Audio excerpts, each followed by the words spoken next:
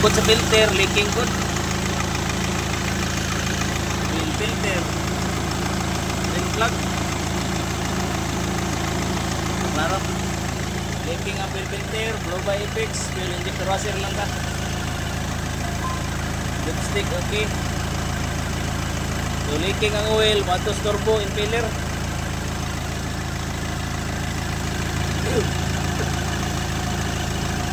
So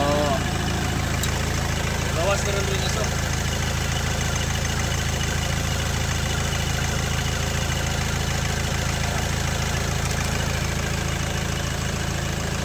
So ang oil matos sa impeller, mga leaking ang oil ang one turbo sa impeller. Okay, fuel injector washer ta. Kalong. Tubig, napiliking tubig no? Wala, patog. Kana. Ay, dala na leaking. Buto ang hose, dekado kubirit. Pero wa may pressure ang reservoir. Di pa kinahanglan kami yung cylinder head gasket. Wa pa pagsugod siguro na, wa pa kubirit. Wa may pressure.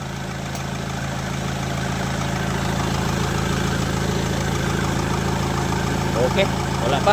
Lights. Mau pa pagsugod og kubirit. Okay. So, birahan na po ni kabino. Delikado din kayo ni pano.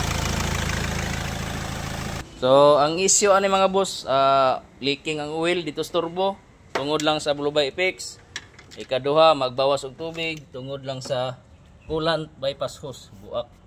Ikatulo, magtulo ang krudo tungod sa fuel filter nga drain plug. Ang siyahang diesel water sensor. So atoan lang kambyuhan o guma ang sa kuan drain plug. Mao ni ebidensya basta blow by Apex niya mo carbon ang fuel injector, hayag na nga dili na ta maka general overhaul kung nga walang gid ang injector washer. Gikapi-kapihan ra gabino mga boss. So